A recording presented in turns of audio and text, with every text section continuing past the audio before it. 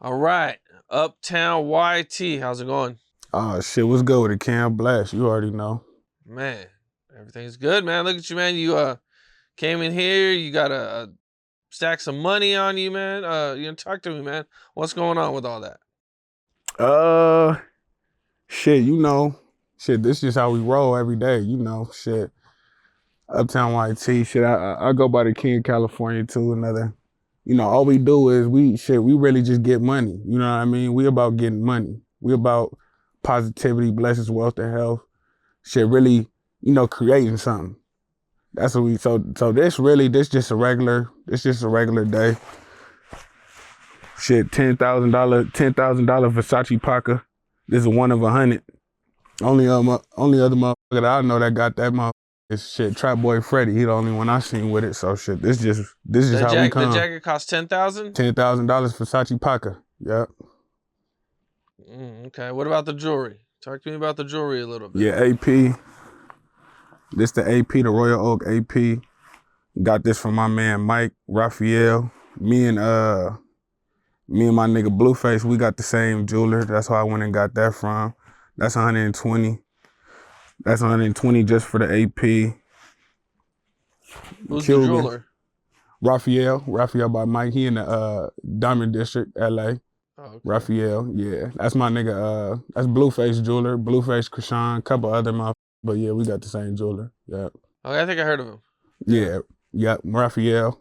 Go by Mike, yeah. Just one of these Cubans alone. This one right here in the middle, that's half a kilo right there. That's 500. That's 510 grams. So that's half a kilo. So that's big boy shit. If anybody know what half a kilo of gold costs, then you know.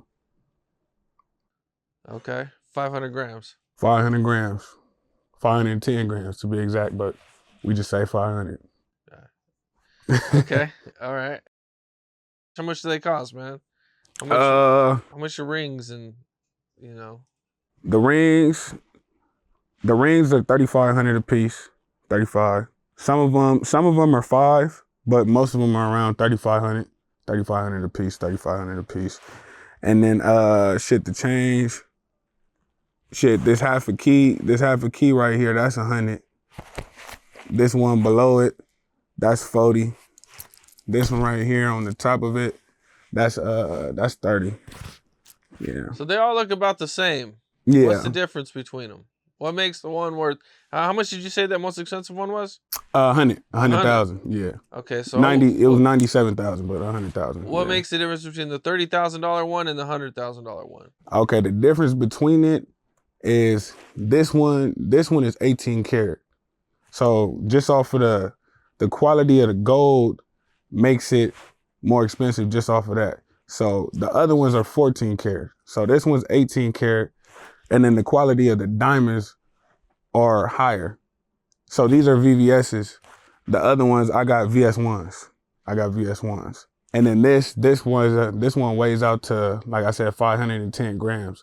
So 510 grams, if you go and just do the math on per gram, because they got the website right here, the website I be going by called Kitco. So I go on, you can go just by that per gram of how much 510 grams times for 18 karat gold. Let's just say 18 karat gold is going for like 40 a gram. Then you times that, plus how much the diamonds cost. So that's the difference of like when you buying jewelry, the difference of pricing of like, it comes on the quality of the gold, the quality of the diamonds. And then each jeweler, a lot of jewelers pay, like they got a bigger name like Johnny Dang or something because they're craftsmanship. You know what I'm saying? So they're better craftsmen. That's why you'll see certain people's jewelry might hit a little bit harder or dance a little bit harder because that jeweler is a better craftsman than the other jeweler. You know what I'm saying? So you could actually, a lot of motherfuckers got low quality diamonds, but they got a good jeweler that's a good craftsman. So he knows how to set them right. He knows how to set them to where, because you setting your diamonds is a big difference on how they shine and how they hit. So yeah, that makes a big difference too. Okay. All right, and how much money did you bring? Shit. I don't even know. This right here alone, this 60. Shit. Guesstimating, I'll probably say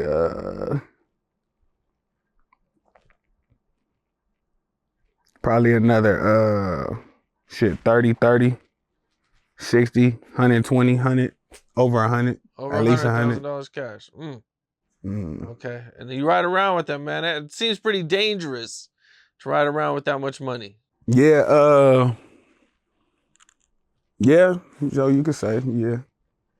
Have the police ever harassed you for having that much money on you? Yeah, actually one time I've been pulled over. Actually by the feds, and shit, they ended up taking like a couple thousand out of my car. You know, I'm on parole. So I'm on parole. So anytime I get pulled over, it's a mandatory search. Like I have to be searched. But like for me, you know, I got a full-fledged security team and all that. So anywhere I go all the time, besides maybe you know, you might be able to, you know, if I go to the store real quick, but 12 times out of 10, I'm always with a full security staff team. And I'm talking about at least four to eight guards, all ex-Navy, all my guards are ex-military. So some of them are ex-Navy SEALs, some of them is Marines, all types of shit like that. So yeah, we well protected, we well guarded. So for me coming out like this and riding around with all this money, it's nothing. Shit, we do it every day. Okay. Well, what's your biggest like shopping spree? How much have you spent at the most in one store? At one store, like at one time? Yeah. Okay. Like on clothes or just like jewelry or just all together, like whatever? Just shopping in general? Just shopping in general. Okay. Yeah, we just recently went down to the Diamond District. We shut that motherfucker down, put up with a couple of guards or whatever. I put up with 540,000 on me. But I ended up spending 200 for 2 APs. I got this one and I got another one. And that was just a little bit ago. So that was the most that I spent that one time. Okay. Now, for people who don't know, where'd you grow up at?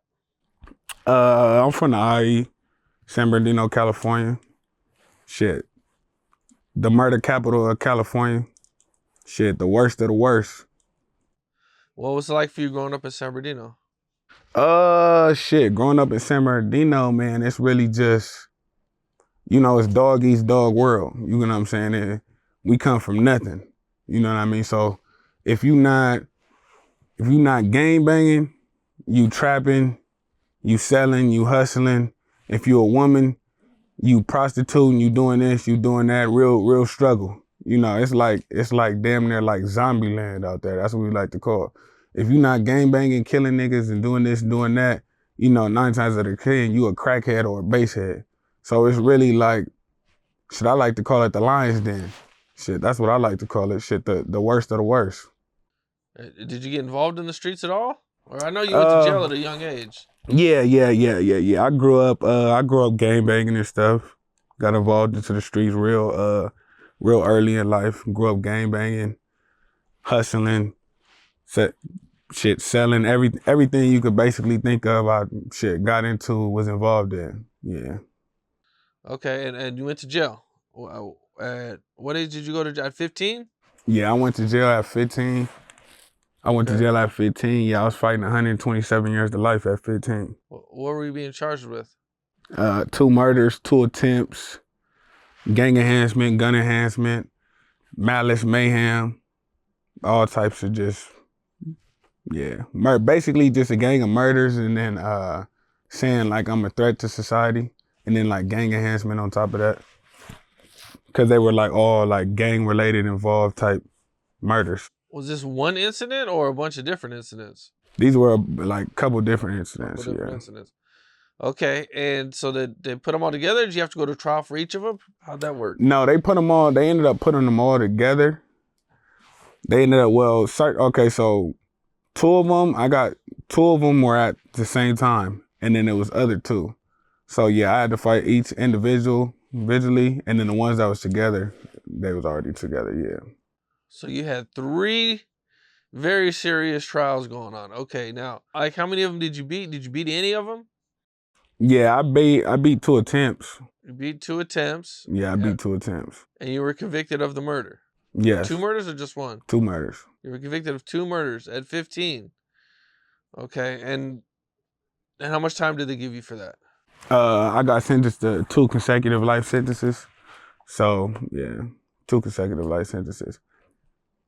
Okay, how'd you beat that? What happened? So with that, so I was already in prison. There was a new law that came out that passed, Prop 57, Senate Bill 1391. So it was the only law in the nation. Actually, California, we're the only ones to first implement that law. It's saying basically, if you're a juvenile when you committed your crime, from the age of 16 and under, you couldn't be committed as an adult no more. So back when I got locked up, there was none of that. So it was, if your case was too severe, they would just direct file you to adult court. So direct file means, so for me, what happened, as soon as when I had my first court date, you gotta have your first court date within the 3 days of you being incarcerated. So as soon as when I got locked up, within the first 3 days, I went to court.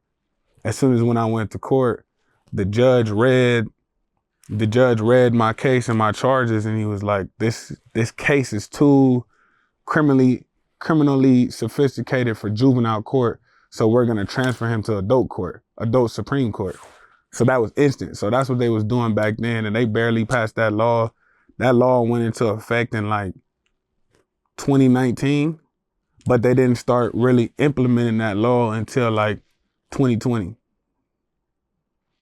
Okay. And so did they resentence you under new guidelines? Yeah, they resentenced me. So what they did for me, so I had to, it's called a 707 here. It's 707 here. So basically you go to trial, you go to juvenile trial, and then they have to give you a chance to see if they'll find you fit for juvenile court or adult court.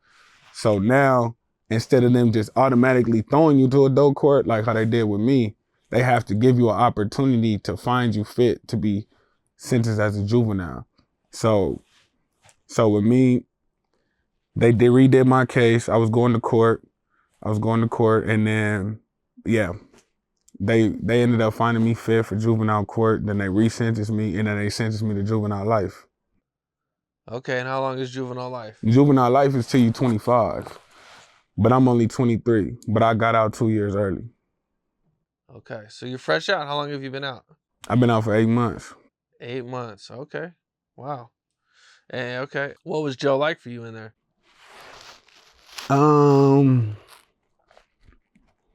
You know, shit, gladiator school, you know. So you go to adult prison at 18. Yes, right? sir. What level 4 yard maximum security. Level 4 yard maximum security. What prison were you at? Calipatria, B yard. Okay. Rough ass And then prison. the gang of other prison, yeah. At 18 years old. Yeah. It's a lot for an 18-year-old. So what's it like when you know what's the process? You know, what's it like getting there and adjusting to everything? Shit, my first day, somebody got murdered on the yard. So, you know, that's the biggest adjustment you can get right there. You know what I mean? Your first day. And coming from a juvenile system, because I've been in juvenile prison, I've been in CYA, I've been in every facility you could possibly think of. So coming from a juvenile facility and then going to the adults, you know, in juvenile facilities, we fighting every day. So the fighting is regular. So we fighting every day. If it's coming from a juvenile facility, you gonna catch at least a couple hundred fades just in 1 year. You know what I mean? If you're a gang member, you gonna catch at least a couple hundred fades just in 1 year. So the fighting was regular. But going from a juvenile to an adult, motherfuckers is dying now. You know what I'm saying? Motherfuckers is getting stabbed. We stabbing niggas in the neck. Niggas is getting done, airlifted off the yard. They done instantly. So it was a big adjustment. It's not no, okay, you fight a nigga, you get beat up, and then you get to fight again. No, it's we stabbing niggas now. You might not live. You know what I mean? You might not be able to walk off. You might end up in a wheelchair. You know what I'm saying? So that was the biggest. So that was an instant shocker. Like, oh, okay, like, you know what I mean? It's like I'm in the NBA now for game banging. You know what I'm saying? For real. Mm. Okay. And I heard you made a lot of your money while you were locked up. Yeah. Shit, I done made 6 figures a couple times. Shit, sitting in the cage. Yeah. Can you talk about how you did it? Okay. If you know. Shit, you Okay. know. I hear you. Yeah. Okay, so you get out of jail. Mm. And what's it like when you get out of jail? So you got money when you get out of jail. I Yeah. take it. Yeah, I'm on already. Okay. I'm on already. You know, but before I even got out of jail, you know, I'm already investing in the property. You know, I got a rich brother. You know what I'm saying? I got a brother. My older brother is really like, you know what I mean? Like one of them honchos with like, he got money, like really rich, not play rich, real rich. You know what I'm saying? So I already had that going, just so he already had me just off of that. And then plus what I was doing while I was in. So, you know, I was already investing in the property. Shit, I'm already buying cars. I'm paying bitches rent while I'm in prison sitting in the cage. Shit, I bought my bitch that I was dealing with at the time. I bought her a Maserati while I was in the cell, paying rent, all types of shit. That's why I was in the cell. That was years ago before I even got out. So shit, when I first got out, I was on. As soon as when I walked out the gates, my brother handed me a duffel bag, 200,000 cash, instantly. You know, the whole team pulled up. They pulled up Bentleys and Lambos, Rolls Royces, all types of shit. First day to the prison. That's how I walked out. I walked out the cage. I was on lockdown. I was in the hole for 3 days before I got out. I got out, hopped right into a Bentley, no license. I hopped right into a Bentley, no license, with $200,000 cash on me. That was just for my brother. That's not even including what I already had put up. And then one of my bitches I was dealing with at the time, she had 50 for me coming home. So I came home to a quarter just off of what my gave me. Okay. And so you come home, you probably get right to work. Oh yeah, I get right to work. I went straight to the studio my first day out.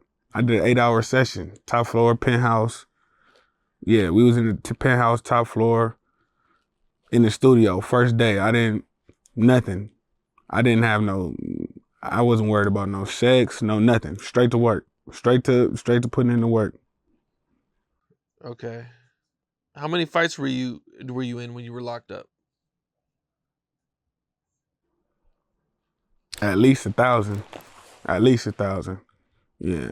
Shit, I did almost 10 years, you know what I'm saying? From 15 to 23 years old, at least 1,000. Especially coming from, you know, thinking on the juvenile side from CYA, you know, you squabbling in there every day. Every day. I don't know if you ever heard of Youth Authority, YA. That's an everyday thing. You know what I mean? You might fight 10 motherfuckers, 15 motherfuckers in one day. That's the YA lifestyle. So yeah, at least 1,000. At least 1,000. What was like your hardest, toughest, worst fight that you had in there? Toughest fight? Shit, I never really had a tough fight. I was pretty much, shit, I know I got a lot of stuff on, so you can't really see this. You know, I'm real big. I'm 250 pounds, all muscle. So I was knocking pretty much everything out. But I had some people that I had some people that gave me like, a good draw. But I say for me, probably like pack outs, because I done ran into tanks and I might be squabbling shit 5, 6 dudes at once. You know what I'm saying? And that was like my toughest type time, because that happened to me a couple of times. I done ran into tanks. quote unquote, you know what I mean, enemies or whatever, niggas are in there and then get cracking right there. So yeah, These are like, that's probably these are ops that you're running into when you're in jail. yeah. Uh, okay. What's the most crazy thing you've seen in prison? Mm. The craziest thing I seen is shit. Man, there's this shit that motherfuckers in there doing. They'll get a bone crusher. A bone crusher is like a 9-inch knife.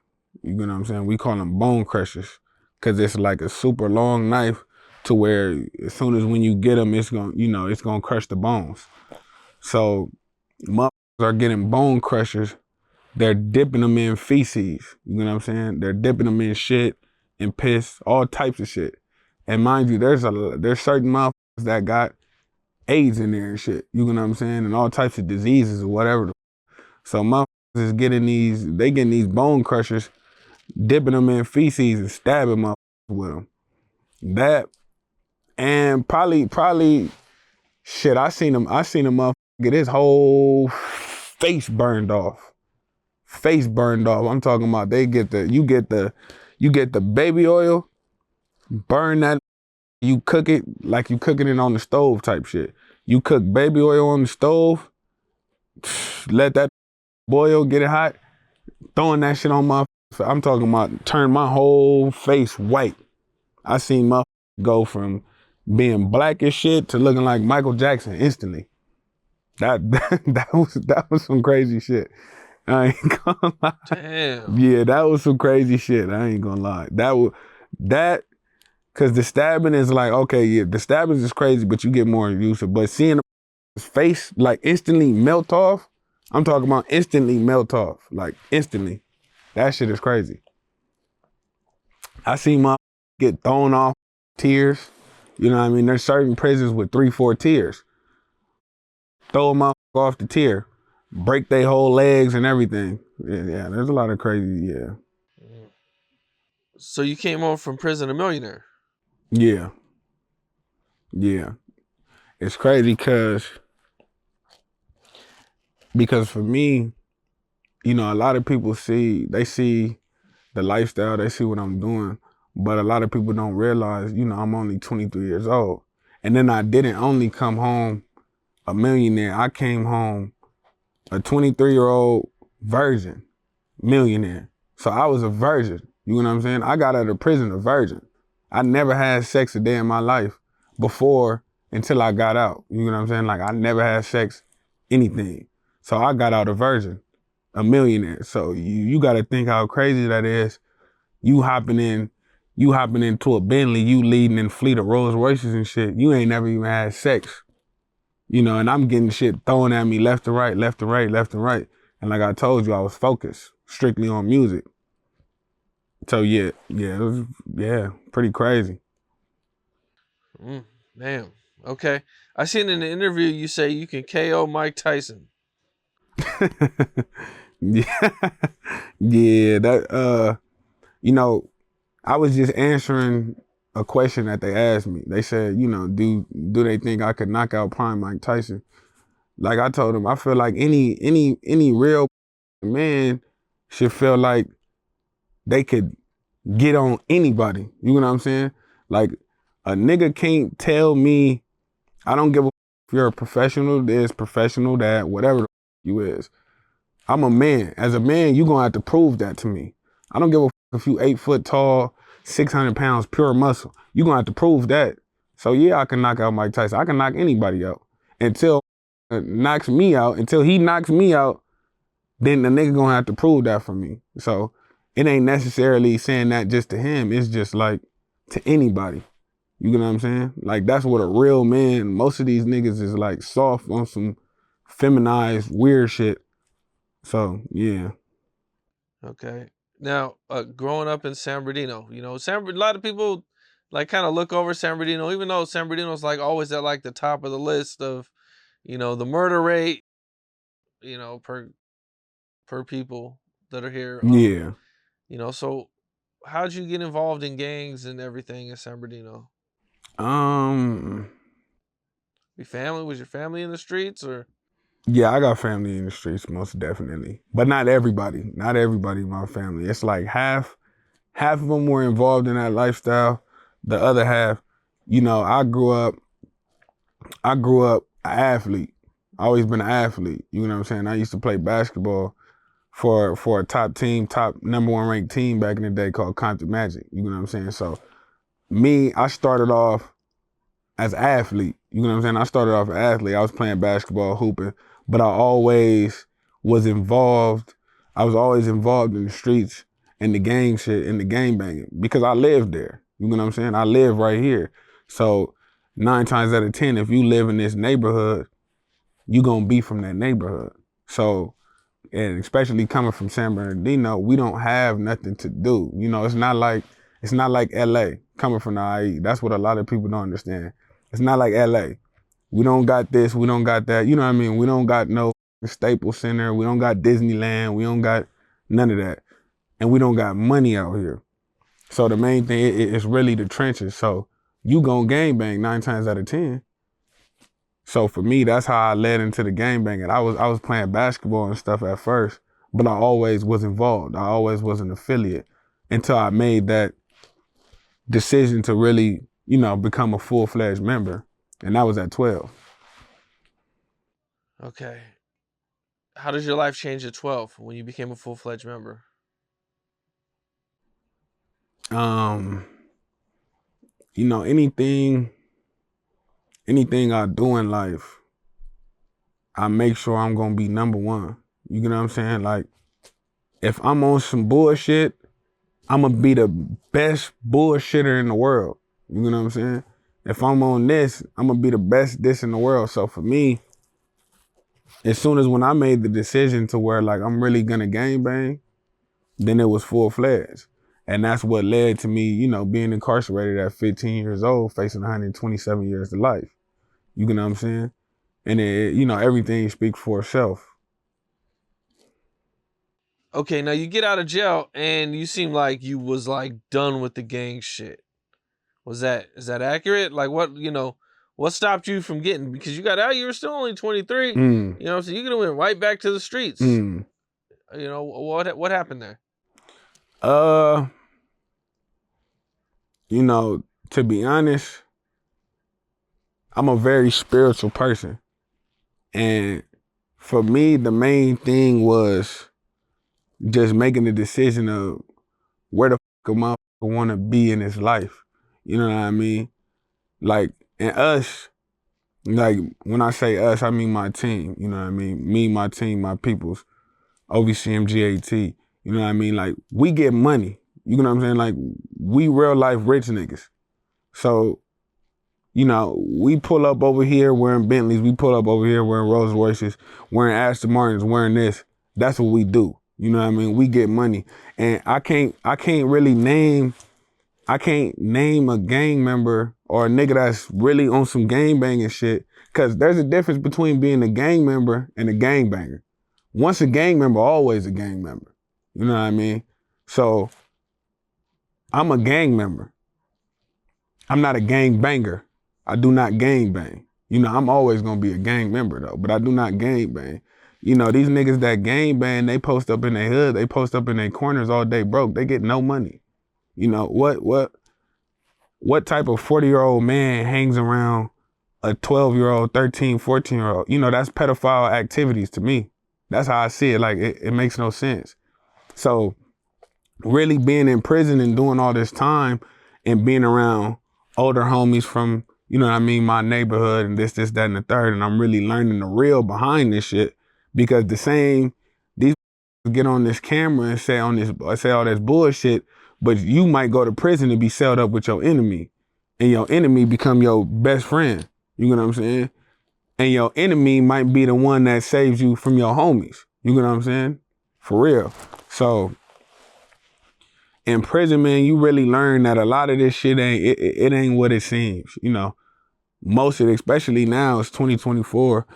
Everybody's telling, everybody's doing this. The requirements to become a gang member is so minimized. It's bullshit. So yeah, what we strictly on positivity. You know what I'm saying? Like, I work I work on really changing and impacting the homies' lives directly. You know what I'm saying? Like, I got my hands in bills and laws. Like, I'm working with motherfuckers that's working on bills and laws to change, you know, for is incarcerated. Shit like how I came home. You know what I mean? Cause all these niggas talk about how they love the homies this, love the homies that, but you never did nothing to help your homie in any way, shape, form, or fashion. You know what I'm saying? You not going down to these courthouses, you not going down to the Capitol, you not doing this to change and make laws to help impact your homies, your quote unquote homies. You know, I got so many niggas that got life without parole that's never coming home. You know what I'm saying? And that's what I think about. And all they would tell me is, youngster, you got this opportunity, you got this chance, you got a second chance at life. Don't waste that shit. You know what I mean? Don't waste that shit. All you gonna do is end up dead or in prison. And me, I already been in prison. I already had a life sentence. You know, I want yachts, beautiful women, you know, private islands, nice resorts. I want to travel. That's what I want. So for me, the game banging shit been to the side. Like my last 2 years of getting out before I got out, I really made that decision of like cutting that shit. You know what I mean? Cutting all ties. Anybody that's on bullshit. And like I said, you know, we really get money. You know what I'm saying? I'd rather get money than game bang and do all that shit. You can't name, if you can name one that's really game banging, actively game banging, not a that might hang around and make it seem like that, you know, oh, I be with the homie. You know, a nigga that's really game banging, that's really getting money, you cannot show me that. You cannot show me that. I know. I come from it. I am it. We are this. You know, rap about shit they never lived. I done did everything under the sun that you could possibly do. Possibly do when it comes to game banging, negative, whatever. I done everything you could possibly think of. You know what I'm saying? That shit is bullshit. That's out. We with getting the homies home. I'm with, you know, showing these little niggas, these young men, that they don't have to go down gangbang. They don't have to focus on, you know, you don't have to go to juvenile hall and face a life sentence at 16 years old, 17 years old, 15 years old. You know what I mean? You know how many young niggas there was in there with me? We all fighting life sentences. We 15, 16, 17. But people don't understand that. You know what I'm saying? They don't see a young nigga 15 years old facing 100 years plus. You know what I'm saying? I used to go to court. The homies used to go to court. I remember the homie would come to court. Mind you, we kids. At this time, I'm already 17 years old. One of the little homies got locked up. He's coming back from court. What they talking about? Oh man, they made me an offer. Yeah, what they say? They said 111, they offered me 111 years. Mind you, he's 15 years old. You know, niggas don't understand that. Offering a child, 111 years for a plea deal? Come on, man. You know what I'm saying? So that shit is out. And like I said, you know, I'm maximum level 4 yard. I'm level 4 yard maximum security. Mainline. You know what I mean? Mainline. You feel me? One of them ones that's running yards. You know what I'm saying? Just like how we run the streets, we run. But none of that shit makes it, you know, none of that shit matters. And if niggas know, niggas know. So the game banger for me was all the way out the question. You know, we about getting money. We about uplifting God. We about changing lives, changing trajectories. You know what I'm saying? For real, for real. So that's what I was on. That's what I'm still on. I just got a letter from a homie in Pelican Bay. I should have brought the letter. I got a letter from a homie in Pelican Bay last week. He got life without parole. He telling me that I'm giving him so much hope. You know what I mean? So much hope. And he ain't never going home. He got life without parole. That nigga had a capital murder on a deputy, on a police officer. He's never coming home. He's in Pelican Bay right now. Never coming home. Then he caught an in-house murder and got life sentence for that as well. So, you know, there's so many people that's like, niggas don't see that. Niggas don't see your mama going to court every month crying. Niggas don't see you go to prison and then your quote unquote homies don't do nothing for you. No money on your books, no letters. They gonna f your bitch, all that. So all that shit was out. You know what I'm saying? Like I'd rather build with that's really, you know what I mean, worth my presence because I know my worth. I hear that, man. Well, that's dope, man. You know, you were able to come out and immediately turn things around. It's hard for a lot of people, man. Yeah, A lot of people, they go through a lot of struggles getting out of jail. It's rough. Um, definitely. so you talked about rapping a little bit. Yeah, definitely. You know, are you signed to any labels or what do you have going on with that? Uh nah, we fully independent right now. You know, it's crazy. I had two record deals. From two major labels before I got out of prison. They used to visit me in prison. They offered me two record deals. Now, mind you, I used to, before I went to prison, I was already doing the music. I already had a deal. I was with Universal. I just never ended up dropping my debut single. I went to prison. So I had two major labels offer me deals while I was in prison before I got out my first 6 months. But I declined them. I declined them because it's like no man will own my name. No man will own me. And I'm not saying that I won't with a major label, because I definitely with a major, but when the time is right, you know what I'm saying? When the time is right. Well, you So got the money, so you know what I'm saying. You kind of don't really yeah, need. I mean, you need their connects. yeah. That's about all you really need. And you might, I mean, if you really meet the right people and do the right things, you don't even need their connects, but you're probably gonna need their connects Mm, at some point to really take it to the next level.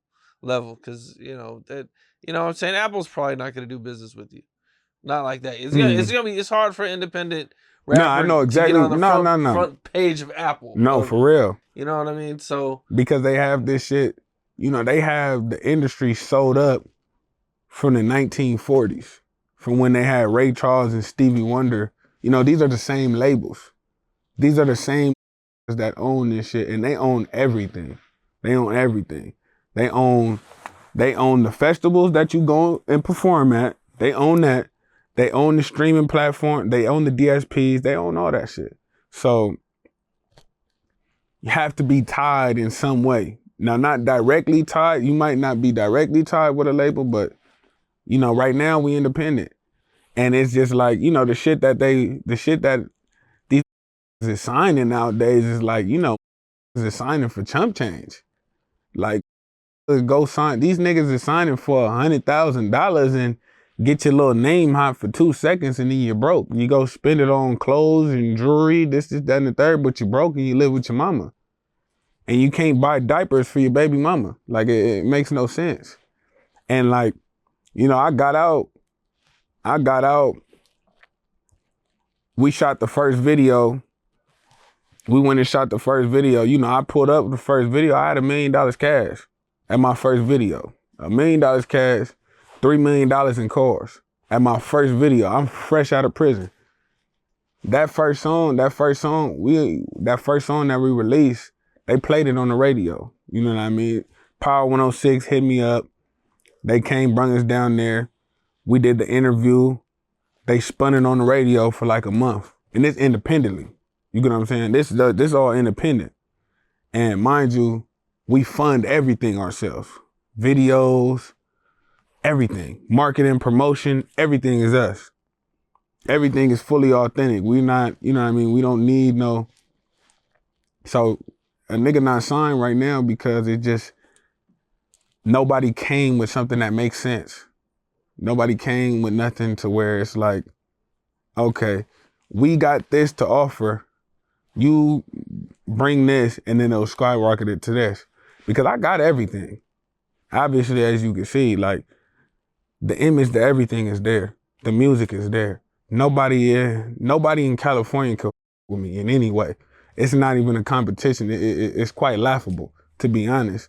Looking at California artists, certain ones that even might have like a buzz or a quote unquote name, you know, we shitting on them. We did that in a week. I shitted on all these in 1 week. So it's like the labels, the labels know they're watching. They just have to come with something that makes sense. And then, like you said, we already got money. We already got money. So it's not like these be damn near borderline homeless and they just sign something to get them on real quick. Let me sign this 200,000. I'm damn near homeless. What 200,000 to me? You gotta come with something that makes sense. I got cars that cost more than these, like that cost more than these niggas deals. Like, it makes no sense. Yeah, I hear you, man. It's a lot, man. I mean, the independence probably, until you really blow up, Yeah, it's probably your best bet, and then you can get some sort of partnership with them or something, make it a lot yeah. better.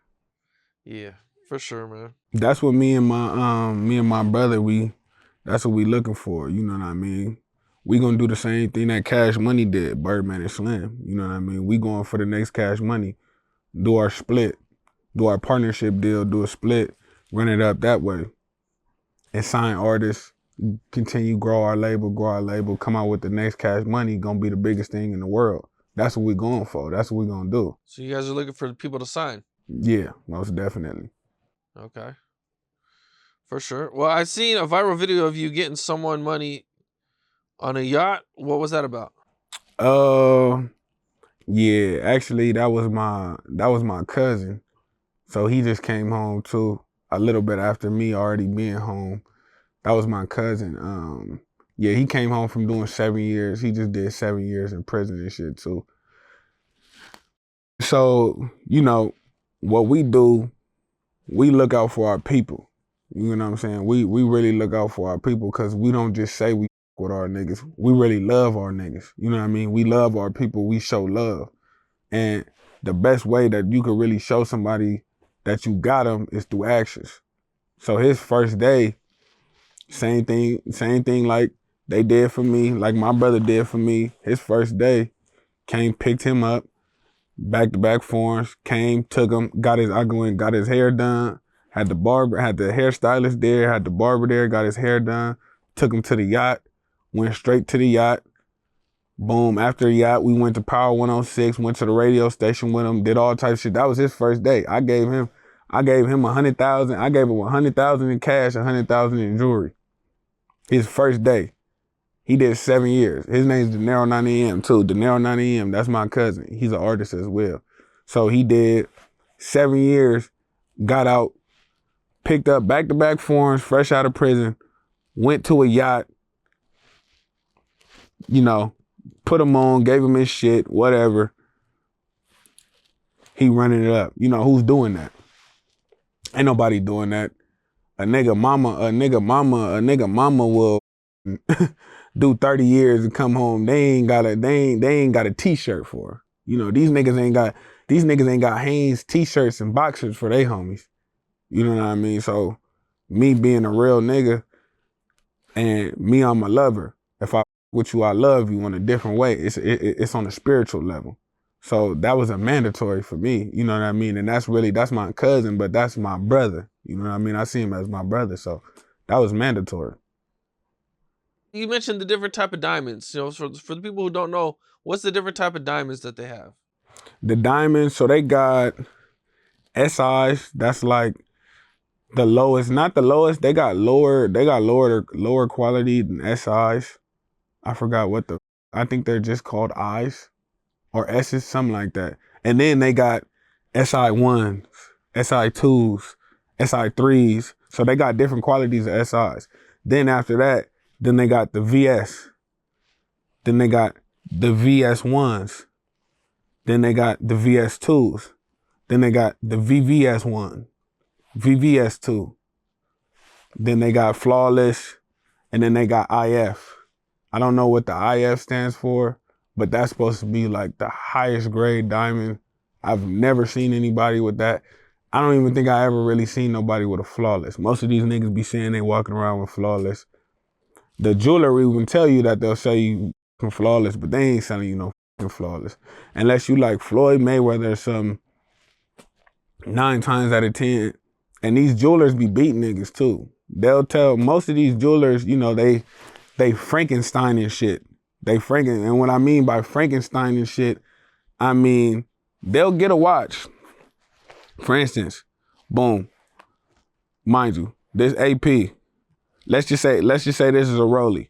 Boom, they'll get this Rollie, put a different face on it, put a different band on it. It could be a day date, and they'll switch the face, switch the band, and then they'll make it seem like it's a presidential. But really it's a day date just because they switch the face, switch the band, and now that's a big difference. You know, a day date is a $15,000, $20,000 Rolex. A presidential is a $50,000 plus. You know what I'm saying? So these jewelers be Frankensteining this jewelry, they'll Frankenstein some shit. And same thing with the watches. I mean, not the watch, same thing with the chains. They'll get a chain and a certain section of your diamonds might be VVS, but everything else is SI. Everything else is SI, but they'll sell it to you saying it's VVS. But that's why my people's like, my dad, my dad, you know, he was a jeweler back in the day. He still deals with jewelry not on that level, but you know what I mean? I got people in my family that was jewelers. And I'm talking about we going down and we melting gold down to bricks. You know what I'm saying? Like real gold coming out with kilos bricks. You know what I'm saying? I got videos and stuff I'll show you where we're going and melting down gold bricks. So whenever I go and buy jewelry, I go with my brother or my dad because they know the difference on a whole nother level. Me, I can still get beat. You know what I mean? I know enough to get by, but if it's a real fadangler, because these jewelers be fadanglers. If it's a real fadangler, they could finesse you out of some shit and sell you some bullshit. Now, I've also seen like videos where they'll have like, you know, they'll sell diamond something, but then, you know, throughout the diamonds, there'll be like some moissanites. Yeah, or that's the same. Some lab grown diamonds. And that's the same thing. That's what I'm saying with the Frankenstein. They do that too. They selling these moissanites and these lab mades, but what they try to say with the lab made, they try to say lab made is technically a real diamond. That's what they say. Like you can go to a jeweler and they're selling lab made diamonds, like as real diamonds. Cause they say technically it's a real diamond, but it's not a real diamond. Yeah, they do that. They do that with everything. The majority of the shit that they really putting out there is SIs and moissanites, to be honest. Or just like a super like low grade of a diamond, like a super low grade to where it's damn near not even like a diamond. It's just like a stone. Damn. Okay. So how do you protect yourself from being a victim of one of these things happening? Yeah, like I told you, shit. You know, I go with my peoples. If you get your watch insured, right, they're gonna tell you. Yeah. Right? Yeah, but these niggas ain't getting their shit insured.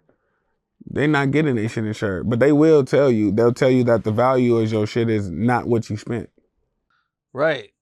They'll let you know if it's a Frankenstein or if there's messed up. You know what I'm saying? Because they gotta verify everything. Yeah, definitely. To make sure that it's legit and what it's worth. Yeah, definitely. Yeah, but don't insure their jewelry. That's why most of these niggas is willing to die over their shit because they'll spend $100,000 on the chain and they ain't got no insurance. And then, you know, first of all, no materialistic thing is worth dying over. I'm not dying over no chain. I'm not dying over no watch. I'm not dying over no car. I don't give a about that shit. I make that shit back over 1,000 times. Now, niggas ain't never taken nothing because like how I said, we roll like the president. So it's not even possible to really even get up on me like that in any way. But these niggas is willing to die over their shit because, like we were saying, they don't got insurance and that. And like us, you know, we real businessmen, like real businessmen. We own, you know, I personally own land, properties, businesses, all types of shit. You know what I'm saying? All types of shit with real business licenses and all, like really paying tax, not some shit. Everybody say they starting a business, they get a little bullshit LLC. No, I'm talking about corporations. I'm paying state government business license tax with employees. You know what I'm saying? So yeah, there's a big difference because we got a business state of mind.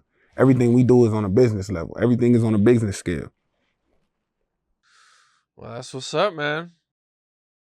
See you doing a lot, man. Yeah. Anything else you want to touch on before we get out of here? Uh Shit, yeah, we got a lot of shit coming out, finna come out. We got our book that we working on, my book. Shit, that's where I really go in depth and detail about my whole life story. You know what I mean? From the prison to the everything, really going in depth in it, like from start to finish. And then that's why I go into teaching finances, teaching how to really, you know, become wealthy and to break that poverty mindset. We got other books, you know, we got other books specifically on finances. So we're working on a curriculum right now, teaching how to make their first $10,000. You know what I'm saying? So I do mentorships, I do life coaching, I do fitness coaching as well, all that. So that's what we got. We got a lot of stuff rolling out for everybody. You know what I mean? We really just trying to mentor and show people, show them how to make it. You know what I'm saying? Show them how to get your first credit card and run your credit card up to where you could have a credit card with a $10,000 balance on it, to where you could save your first $10,000 cash in a separate account that you're not living off of. You know what I'm saying? A separate account. Not an account that you take money from and you live off of, a separate account that you never even touch. You know what I'm saying? So we're working on curriculums. We got a lot of stuff coming out about that. Just really mentorships, books, programs, got a documentary on the way. Yeah, a lot of stuff in the works. That's what's up. Well, I'm looking forward to it, man. Yeah, yeah, and then we got a lot of stuff in the works too, Cam. You already know. Like, shit, we finna go crazy with this shit. Shit, we talking about the biggest. Big ass vlog. Yeah, the biggest. We talking about the Kings of California. You know, the biggest to ever do this shit in history. Hands down. Ain't nobody ever do this in life.